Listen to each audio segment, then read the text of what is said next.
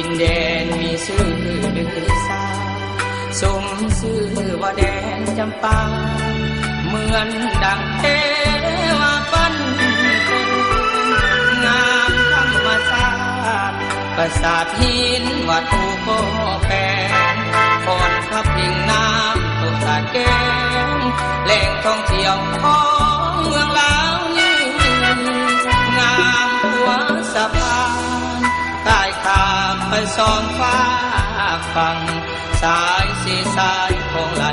ดังไหลผ่านลงคนพีผู้บัดยังมโนตั้งอยู่เต็มสองฝั่งนาทีในอดีตความหักเขานี้ยอดมีมานมากันปีกาสาวเมืองปากเซเสน่ห์หอยยิ้มโสภาบางขมวนทั้งพวนวันนาหวังห่วงดีว่ากับน้องนงคาน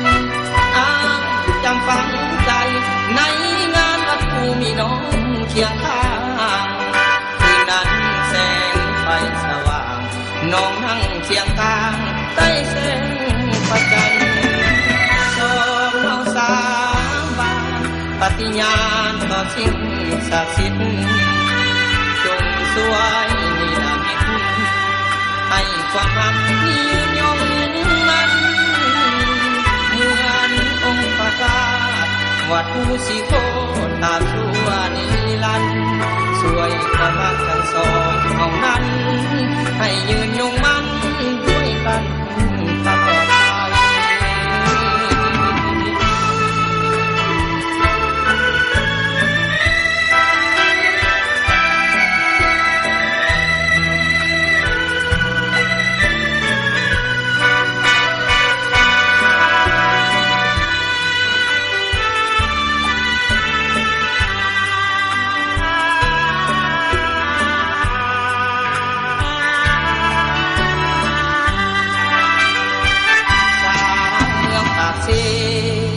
เสน่ห์หอยยิ้มโส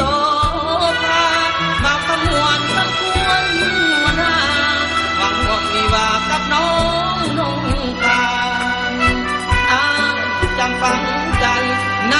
งานวัดภูมีน้องเคียงข้างคืนนั้นแสงไฟสว่างน้องนั่งเคียงข้างใต้แสงพระจันทร์สองเราสามบานปฏิญาณต่อสิ่งศักดิ์สิทธิ์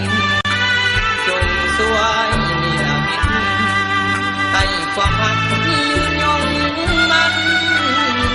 เหมือนองค์พระธาตุวัดภูสีโคตาชั่วนิรันดร์สวยความรักทั้งสองเอานั้น